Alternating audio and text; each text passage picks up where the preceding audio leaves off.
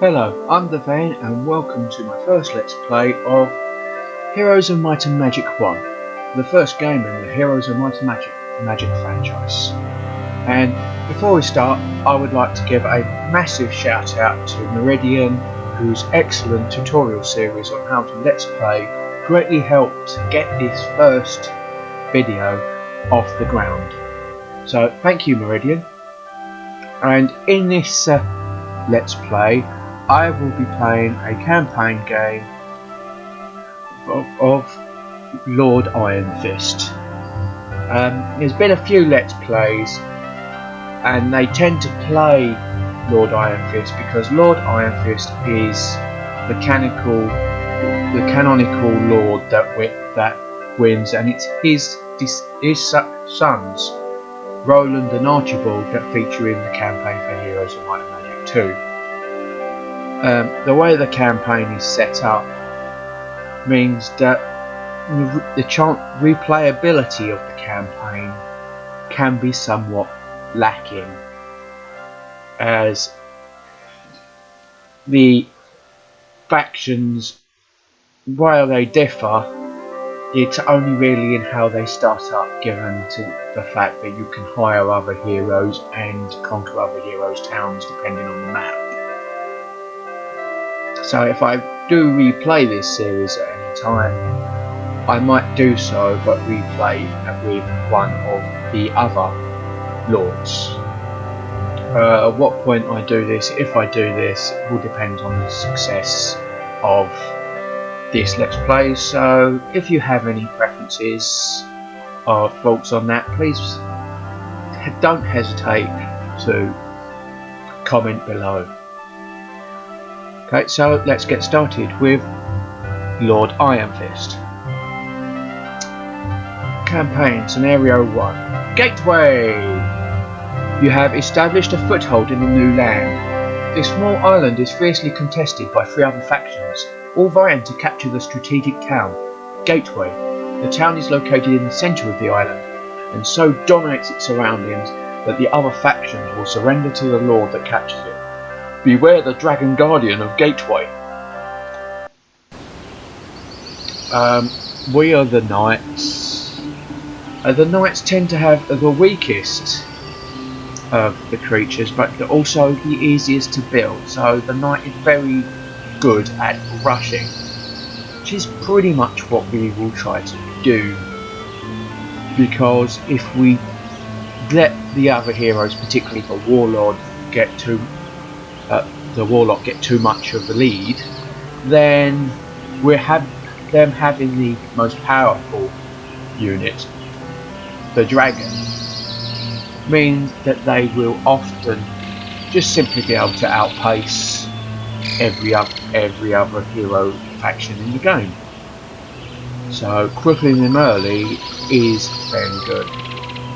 Now in this scenario, the map is deceptively small, so I should be able to get through the whole of this mission in this first video. If not, I'll definitely will be finishing it in a second, because I'm looking to make 20 to 30 minute recordings. And in this first one I will try to get through the first bit at the very least, so that we can go on to Grim in a second. It all depends how it goes. Now, so I'll start by hiring units, and with the archers and the peasants. Now, quite a quick build, and you can do quite a lot with these. Plus you have the added bonus that if you look here, we have peasants' huts, which will build up our peasants.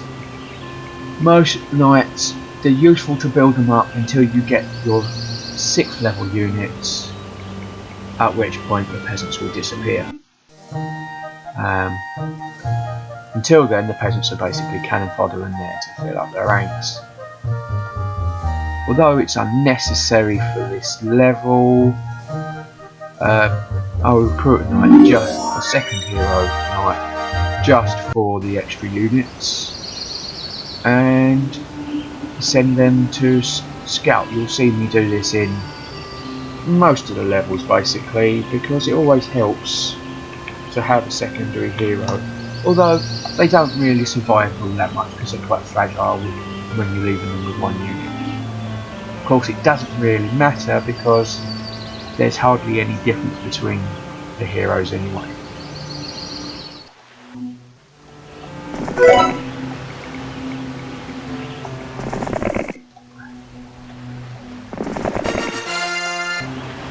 Peasants. The aim of our main hero is basically to kill all the creatures, level up till you've built enough of the troops to press to the middle to try and conquer Gateway.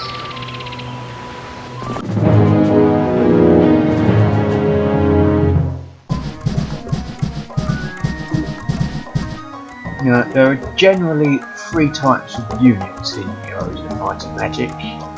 The range units which shoot, and because of the size of the terrain map where you fight, they can reach any unit on the map fairly easily, so this is a fairly easy site. Then you get the walkers, who have 2 roles. They're basically there as cannon fodder and to basically walk up and kill the enemy units.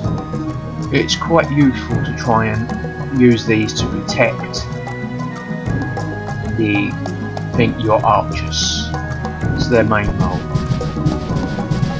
Third type of unit is a flyer, which in Heroes of Might and Magic tend to be very high speed and capable of flying across the entire map because it's so small in one turn.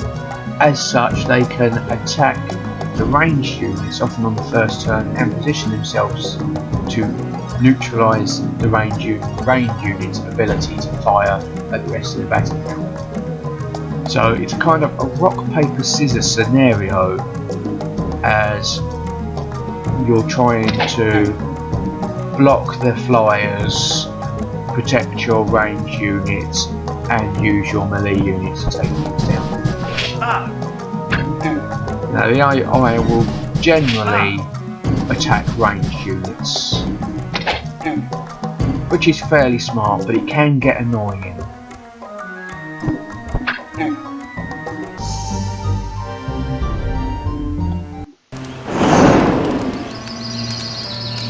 And that's our first turn.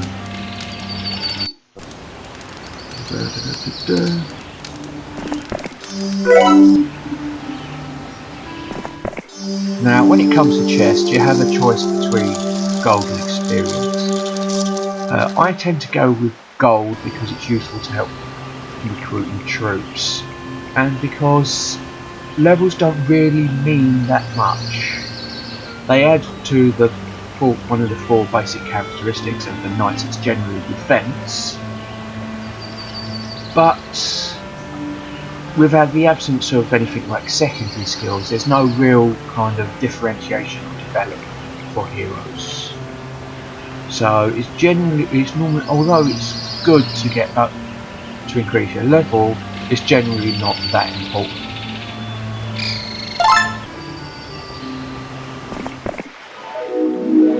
So, an old knight appears on the steps of the gazebo. My liege, I will teach you all that I know to aid you with your travels.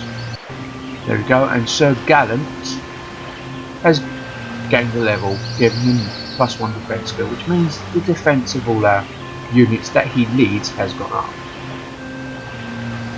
Now, I'm sending that over here now. We've got Lord Kilburn, check the name there, is currently exploring. And this map is quite quick because the wood and the ore mines are open and easily to do it, and you need those basic mines to start opening up and building your town. And the advantage with the Night Town is that, with the exception of the cathedral and the Mages Guild, which is higher levels, you don't actually need any of the special resources. You just need wood and ore. Thus, it is quite easy and quick to build them up. Once again, building in the whole rushing mentality. And the other thing as well is, if you look at like the blacksmith, for example, it requires the well to be built first. The well is a fundamental structure in most towns, which will increase the growth of all the creatures in that town. Thus, you will find that most night towns will generally have a well, which will mean that they get more creatures in the long run. Similar with the armory, which means it requires a tavern, which gives you a bonus to morale with troops defending the castle. So, the main infrastructure for most towns, for most of the night towns, will feature those two key creatures. Those two features with their creatures, and it is quite easy to get all the way up to your cavalries in the first week, which is generally what we're aiming for. So now we've built well in preparation for fighting next turn. That's where we'll do that now. So we have the blacksmith to produce pikemen. We'll do that. There we go. And Sir Gallant can go and pick those up. There's no point waiting for them. And it's not really that much of a hardship. We'll switch them around because the pikemen are generally better than the peasants at defending, and then we'll go and see about getting one of these peasants and some of these treasure chests. Meanwhile, Sir Gallant will get the ore mine and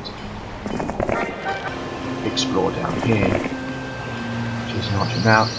The map is deceptively small. I think you'll find Gateway is there, and it's guarded by one dragon, which means one moderate army will be able to rush it and probably claim the town and win.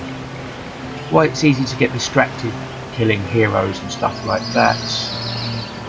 All too often, if you spend too much trying to go after the other castles, one of the enemy will inevitably sneak past and claim the town, especially if you clear out the dragon first for them.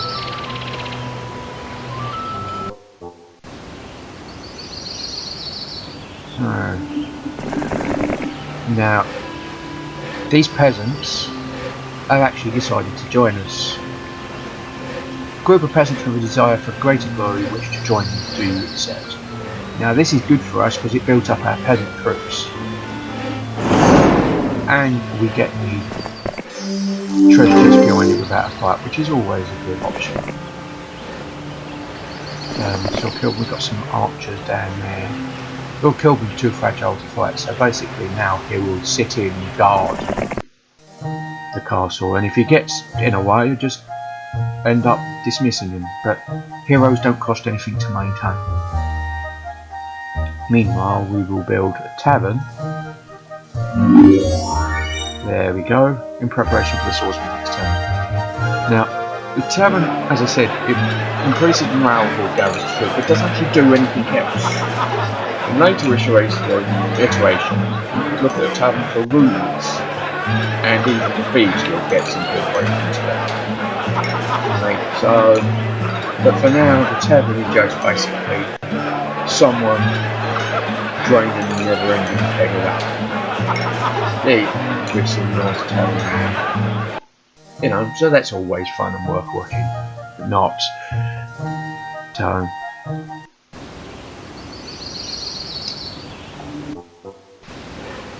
So Gallant can go and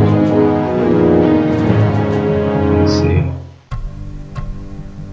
The peasants. We'll walk with the peasants. Ah, Generally don't need to worry about them. Bring you up here.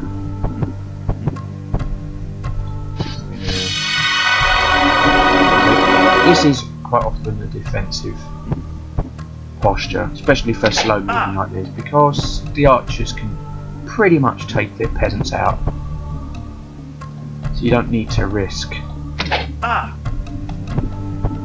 the walking stacks to actually go and get them, or to attack flyers or anything like that. Like I said, there's a general rock, paper, scissors mechanic. Archers ranged attacks against melee stacks against flyers, and flyers stacks against ranged units.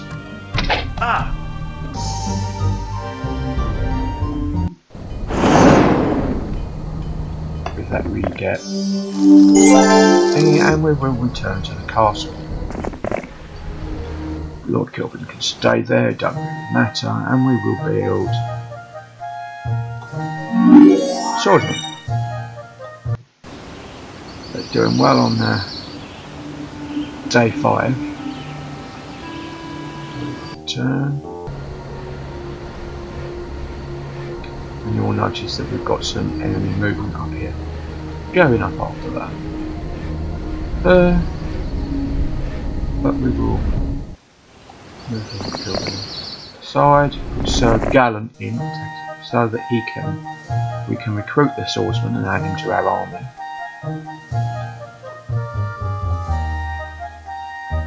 Plus, we should, be able to build the jousting room, which is our level 5 unit. So quite fast. I mean, the knight army doesn't actually have flyers in their mix, and they only have one ranged unit. So their generally aim is to be defensive, protect the archers. We have lots of morale, and to basically tank up, which is always fun. And this should be enough archers that we can go down here, which is good, because that artifact looks like a medal of some kind, which will increase our morale. And knights already get bonus morale for being knights. So with that, we should be basically rushing and storming through most battles.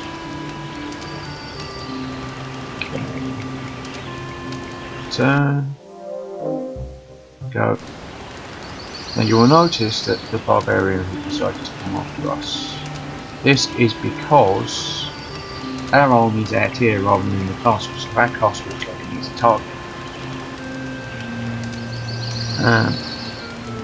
But it's not going to hurt us to, well, what we will do, see, he's just, hard to say because he's just out the way, and if we move there he's going to run right round us basically. Now if I go there, I'm not entirely sure I'll be able to get back in time to defend the castle.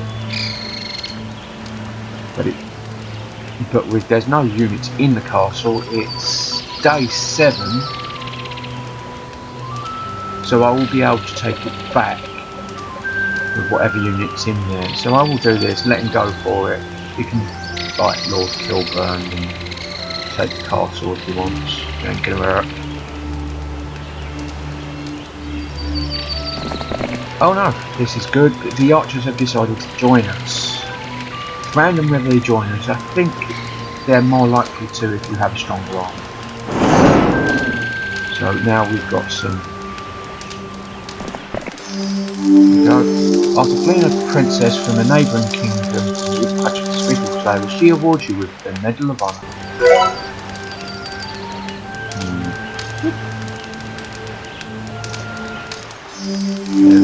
Campfire, and it puts us there, so we should be back in time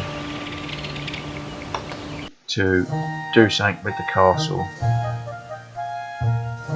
And because it's in danger and there isn't much, we won't bother building anything this time. We've already built it, really. And with one peasant, Goblin ain't really going to be defending anything. They could sneeze and walk in. So basically we're baiting the hero to come and attack the castle. And they didn't take the bait, which is good for us. So what we will do, we will get Lord Kilburn to come and pick up some peasants for us. Good. While, let's see what we got. I go there, can I? Yeah, that should be.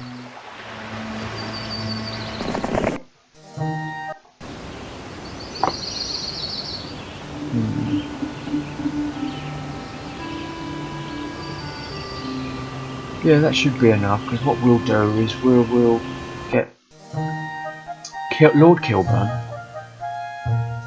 to come and deliver this week's troops to us sometime later in the week, so that we can focus on fighting the barbarian. We should have enough for all of these troops. And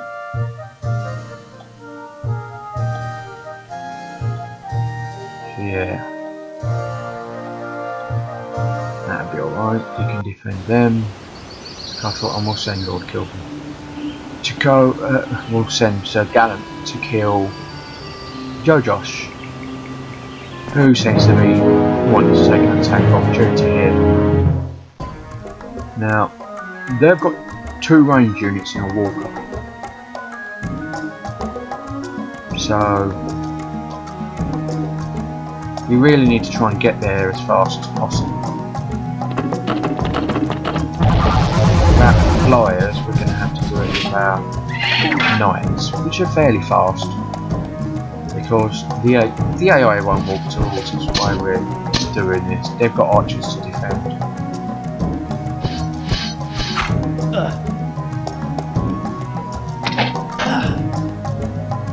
Of course, once the archers are gone, it's a different matter. And then by then we should probably defeat most of the army anyway.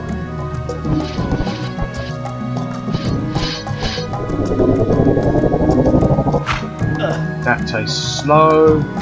Should be able to. There we go. 611 experience. We lost 2 archers.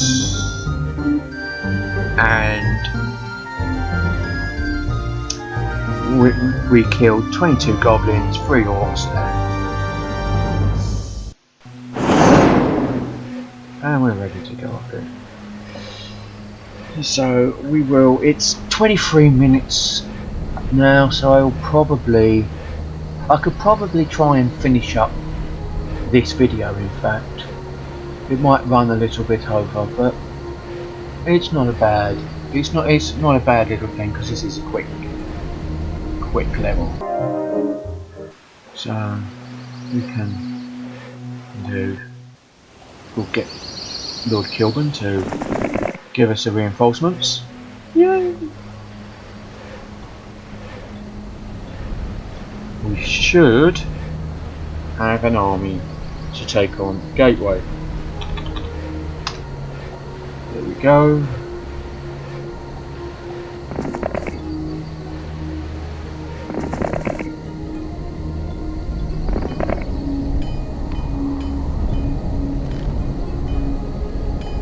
Now what's interesting is there's another hero, and if I take out the dragons this turn, they could just run and take out the town, in which case we lose. So we will just loiter around here, see what the hero does, and then take it from there, really. Meanwhile, we might as well spend some money on the Thieves Guild. Thieves Guild provides information for us so we can see rents, but with the more guilds you have, the more information you get. For example, with one, we only know the number of towns, we've all got one, the number of castles, we've all got one, and the number of heroes. We've all got 2, apart from the blue hero that can either whack 1 or none, because he's ranked 2nd compared to our 1st. So, but yeah, that's it. We're done now.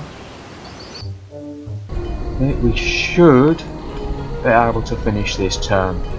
So we will. Now the dragon is the most powerful unit, and more importantly, it's a flyer. So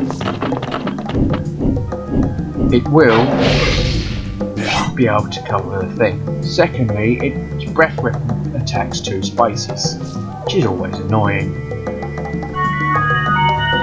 Got some luck from the fairy ring. And we've got good morale as well, so go again. Unfortunately, in this first instalment, the only option for units are to move and attack, or to move to attack, or to skip their turn. Skipping just means moves on to that unit and they just lose their turn. They don't get a bonus. It wouldn't be until later that you get the options of waiting and defence. So tactics can seem quite limited on the first game. There we go, we've killed a dragon and we lost 2 swordsmen. And Sir Gallant has knowledge. And we will get, this is Gateway, which is guarded by some orcs, some goblins and some wolves.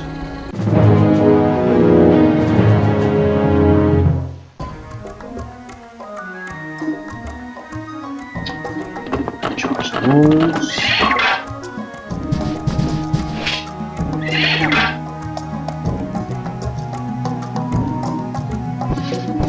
And we might as well charge the wolves. There we go. See how easy that was? If I'd have done that last turn, any hero with any reasonable strength could have gone in, killed the defenders and claimed the gateway, and we would have lost despite the fact that we killed the dragon. But for now, we've won. Congratulations! Gateway has fallen. The other lords have abandoned their castles and fled. They have alerted their homelands and now gather their forces. Speed is of the essence. Okay, campaign has been saved as now. Would you like to proceed to the next? So we'll call it there. It's saved, and we will start the next scenario in the next video. Until then, if you like the style and you like